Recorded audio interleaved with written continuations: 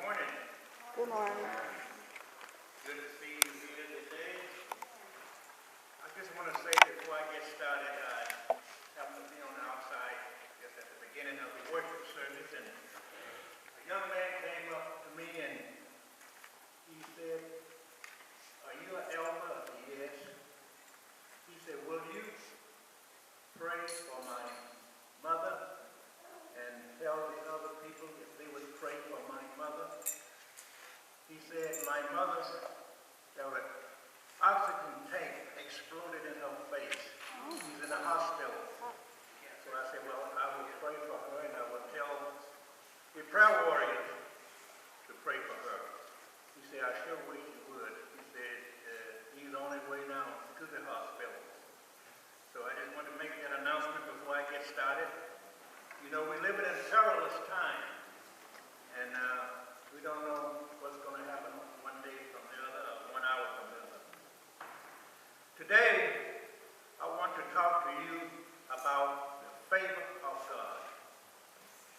Now, God, the primary reason that God bestows favor is for our success.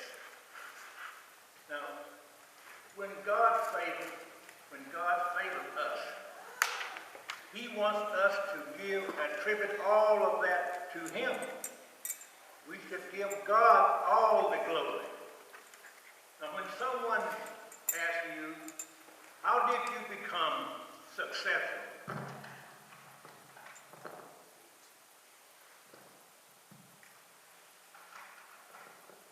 Thank you. Thank you. How did you become so successful? How did you manage to get that promotion? How did you become the salesperson of the year? When you don't have nearly as much expertise as some of the other people in this company, you can just tell them it's the favor of God.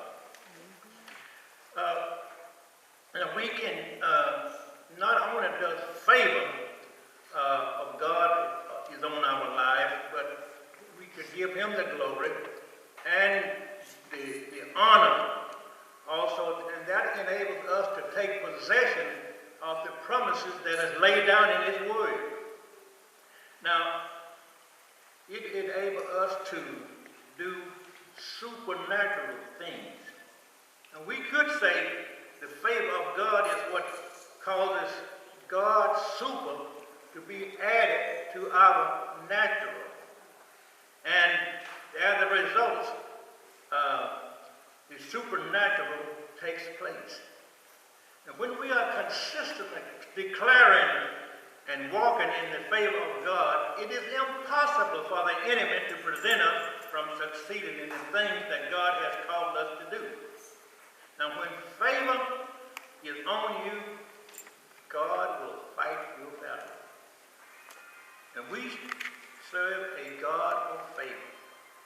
Now, our destiny is defined by God's favor.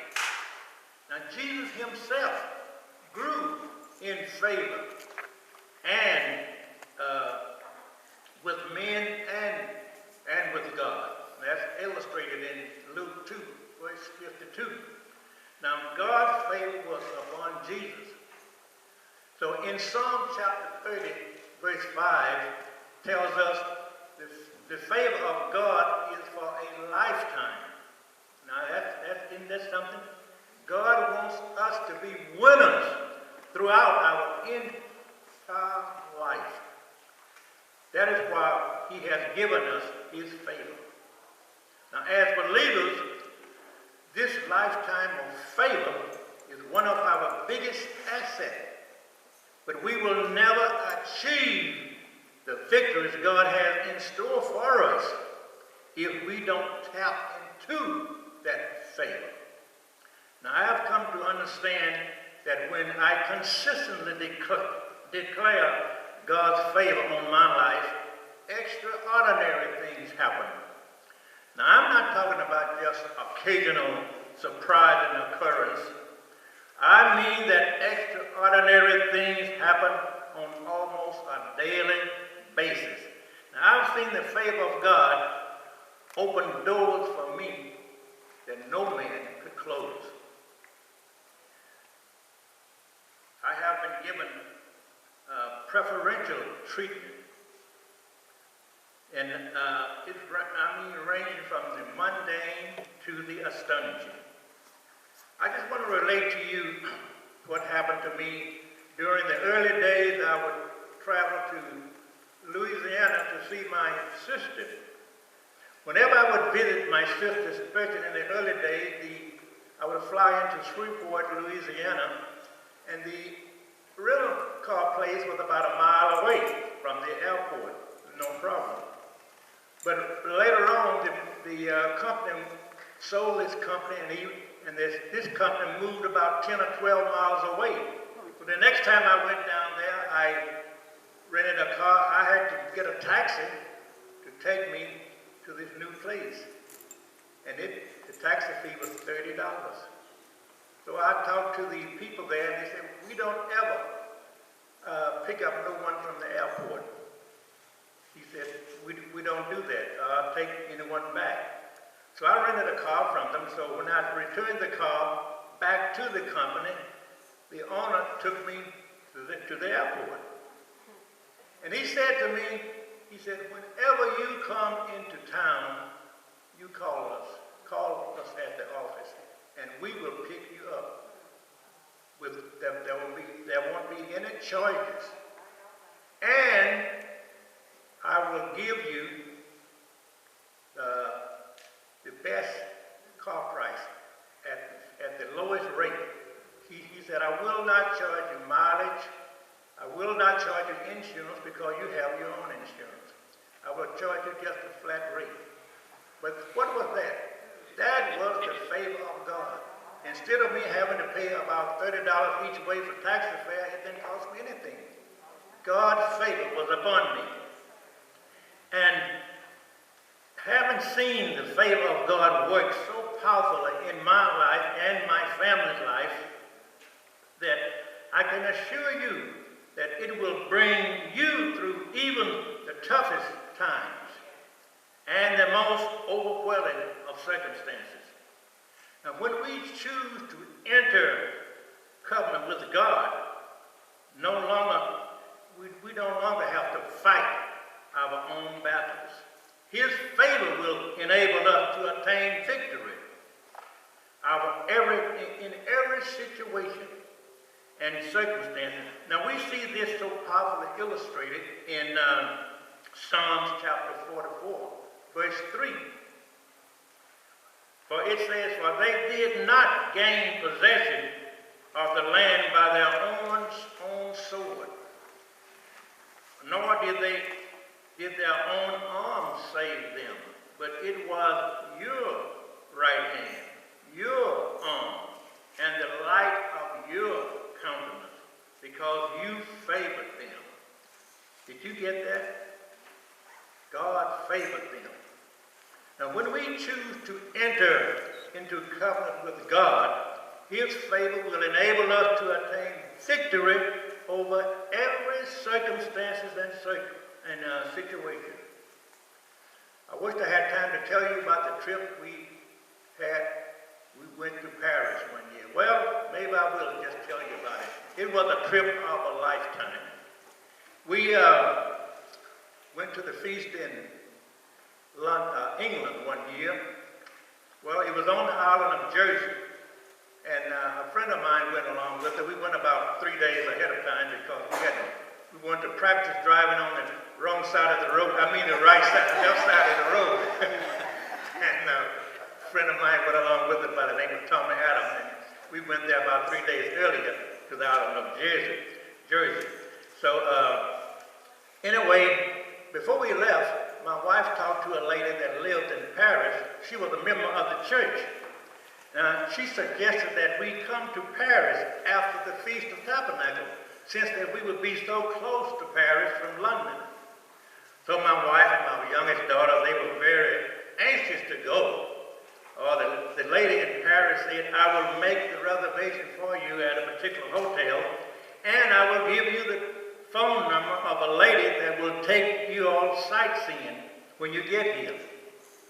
Now,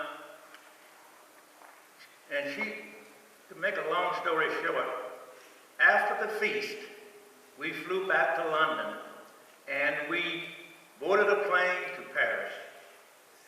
And in flight, I met a man. We struck a conversation. My wife went to the restroom, and she came back. I don't know why I had struck a conversation with this man. And I asked him where he was from. He said San Diego, and he asked me where I was from. I said Los Angeles. So I asked him, I said, well, do you visit, have you been to Paris? He said, oh yeah, I go in about once or twice a year because I have a daughter living in Paris. I said, oh, I see. So I said, well, is it difficult to get a taxi out from the airport to the hotel? He said, oh no. He said, you can get one. I said, good. He said, in fact, I will get one, help you get one. So we landed, got our baggage, we came out where the taxis were, and he spoke the language. He spoke French fluently. So the taxi started coming by, and the first car came by, it was a regular car, and they looked at all of our luggage. And he said, keep going. So another one came by, and he looked at our luggage because we hadn't been to the feast. He said, where you get all that luggage from? And I said, well, we've been traveling. So he told the taxi to pass on by. So here come a great big Chrysler station wagon. And he flagged them down. He said, this is what we need. So we got into that, and all of our luggage into this station wagon. And he said, I'm going to go with you to the hotel. Because sometime in France, he said, if you're somewhat a few minutes late, they kind of don't like that. So he rode with us to the hotel. And when we arrived there, he said, I'm going to go in with you.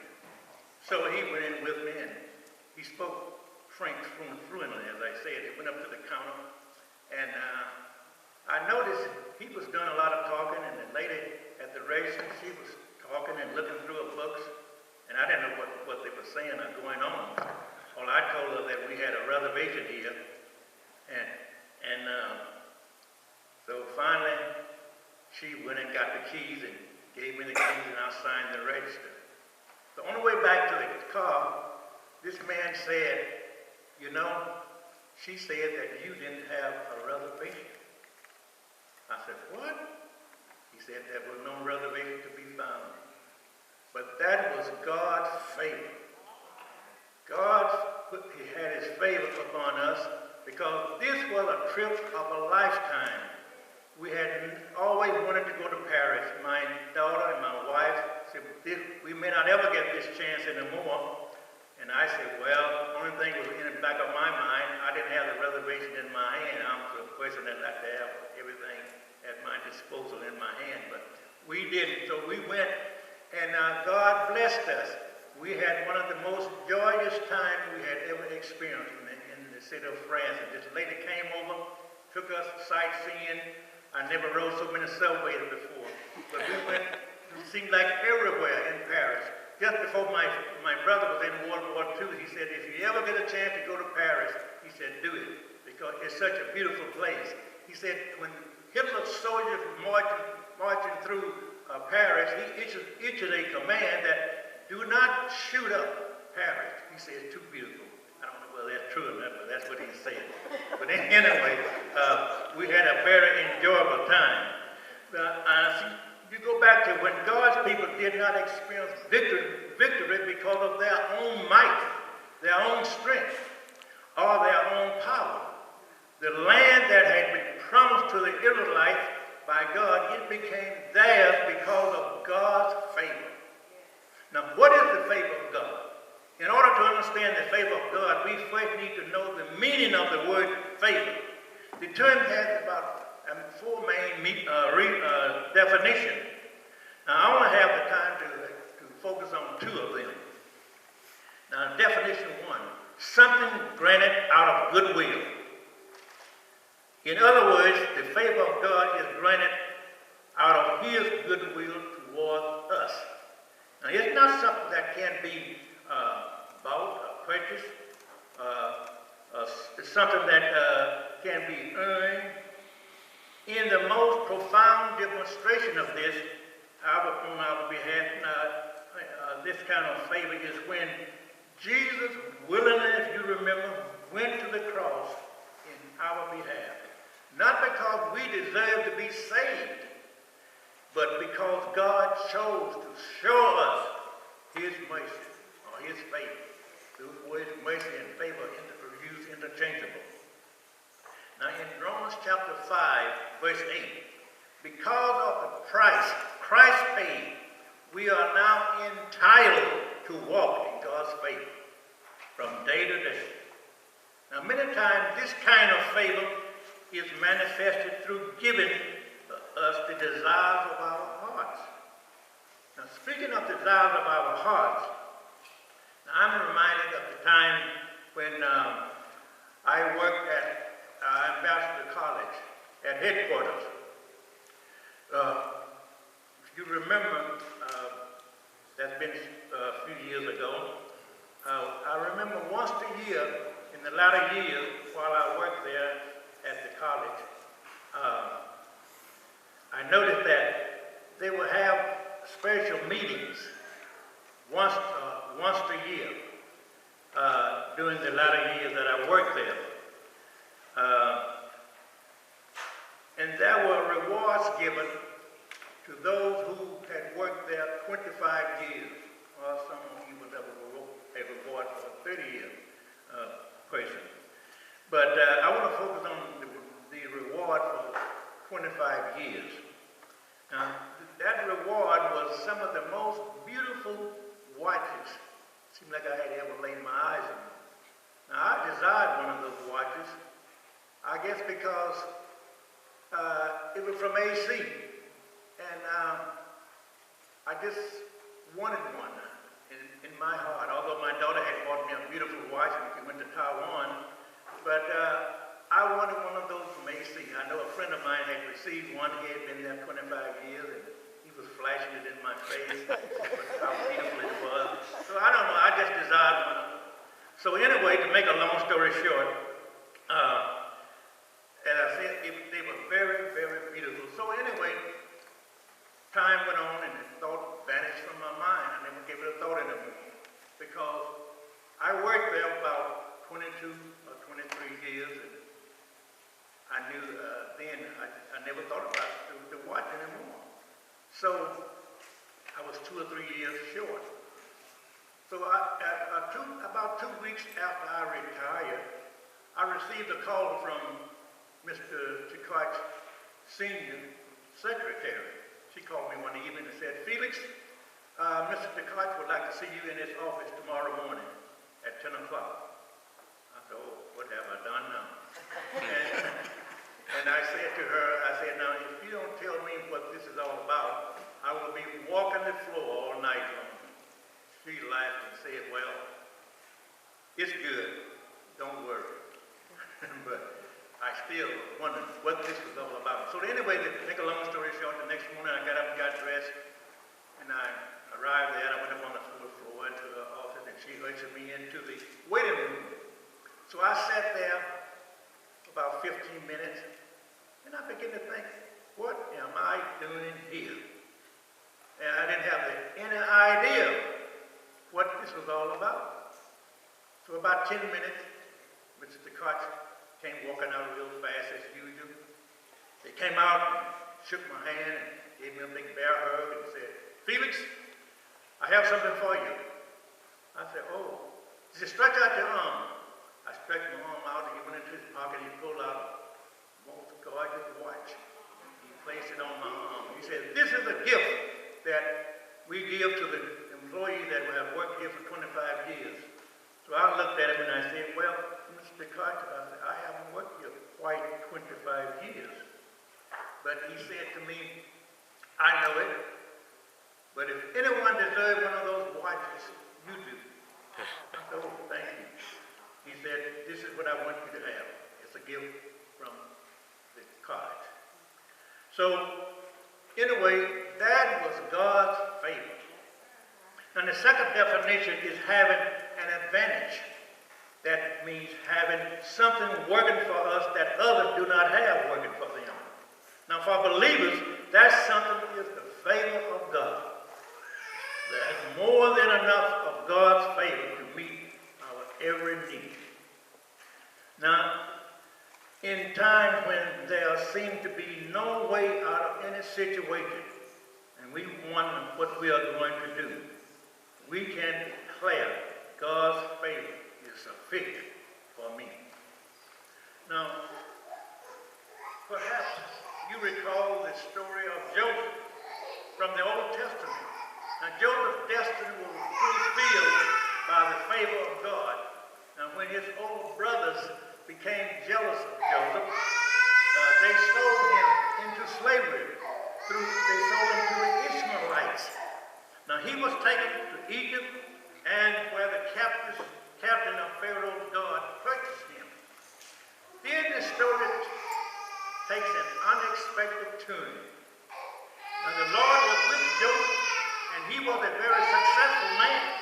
And now he was in the house of his master, the Egyptian. And the Lord made all he did prosper in his hand. So Joseph found favor in his sight and served him. Then he was made overseer of the Egyptian house, and over all of his fields, all of his crops and livestock flourished. The Lord blessed Potiphar because of Joseph's sake. Now, let me say this. We now see the story twist again. Now, Potiphar's wife tried to seduce him, but his integrity would not allow him to compromise. Now, when Potiphar heard about what had happened through his wife, he got angry. His anger rose in him, and he threw him into prison. He just put him into prison. And down there where the king's prisoners were, he was down in the dungeon. Now notice this, and that's all illustrated in Genesis chapter 39, and you can begin reading from verse 10 through 20. I would read it, but for lack of time, I would urge you to read this. Genesis 39, verse 10 through 20. Now notice this. It is no indication that Joseph ever defended himself. He never told his master that his wife was lying. He didn't have to defend himself because he knew the favor of God was upon him. God's favor would vindicate him. And that's just what happened. Now, he was given favor in the sight of the keeper of the prison. And the keeper of the prison committed to Joseph everything in the prison. Everything that was in the prison, he committed to Joseph's hand. And that's all illustrated in Genesis 39, verse 21 through 23. Again, I urge you to read that. Now, Joseph became a favorite with the prisoner's warden. The warden then had no more worries because Joseph took care of everything. Joseph got thrown into prison and he became the warden. Think about that. Have you ever heard of such things? Nothing could stop Joseph from being victorious, despite how low his circumstances had gotten him. And the favor of God kept bringing him to the top. And the best was yet to come. You see, the cream always rises to the top. 2 years after Joseph was in prison, Pharaoh had a disturbing dream that no one could interpret. Now, Pharaoh's butler, as you remember, now he remembers Joseph. Joseph had told him, when you get out of this prison, remember me. But you know, that's the way people are. They forget about you when time is going well with them. But Pharaoh's butler told Pharaoh of a young Hebrew man that he had met down in the prison who could interpret dreams. So it took him a while to remember, but finally he got around to it. God had a way of bringing bringing things to pass. Now Joseph was summoned from the prison and was ushered into the king's palace. And he interpreted the dream that gave Pharaoh an answer that gave him peace. You know, the king was bothered by these dreams. It was worrying him. But when Joseph interpreted the dream from God, that God inspired him to interpret those dreams, that gave Pharaoh peace. So the advice, interpretation was good in the eyes of Pharaoh and his officials. Now he said to Joseph, can you find, he said to his servant, really, his officials, can you find such a one as this, a man in whom the Spirit of God is? You see, when you have the Spirit of God on you, somebody will take notice. The old king realized that Joseph, that was God's Spirit upon him, as wicked as he was. He said, here's what, the best is yet to come. Now, Joseph was separated, listen to this, he was separated from his earthly father, but he communed with his heavenly Father. Now Pharaoh told him that you shall be over my house. Now that's putting confidence in someone. When you tell someone that you shall be over my house. For instance, if Nathaniel Crawford would meet a man and say, now, I'm going to place you over my house, that's putting a lot of confidence in that person to take charge of his house. And he said, half of all my people. Is that what he said? No, most of my people. No, he didn't say that. He said, all my people shall be ruled according to your words. Think about that. Only in regards to this throne will I be greater than you. Now, and Pharaoh said to Joseph, see, the best is yet to come. See, I have set you over most of the land in Egypt. No, he said, I have set you over all the land of Egypt. What part of all do you not understand? If that wasn't enough, then Pharaoh took his signet ring off his hand and placed it on Joseph's finger. You see, he was putting him in charge of everything. And he clothed him in fine garment of linen. As we used to say when we was in high school, he placed some fine linen cloth over his skin. And Pharaoh put a gold chain around his neck. And he had him ride in the second chariot. That's the chariot that was reserved for the second in command. Now, which he had. And they cried before him. When he passed by a group of people, they would say, bow the knee. So he set him over all the land of Egypt. That's illustrated in Genesis chapter 41. You can read it through verse 37 through 43. You see, Joseph emerged victorious because the favor of God was on his life. And all of this happened before he was the age of 36. And when you have that kind of favor on your life, nothing can stop you. Joseph went from a slave to a ruler because of God's favor. Now we serve a God of favor. We serve an omnipotent God, all-powerful God. Now Joseph overcame trials because the favor of God was upon his life. Now God will do the same for us if we trust him and declare the favor of God over our life.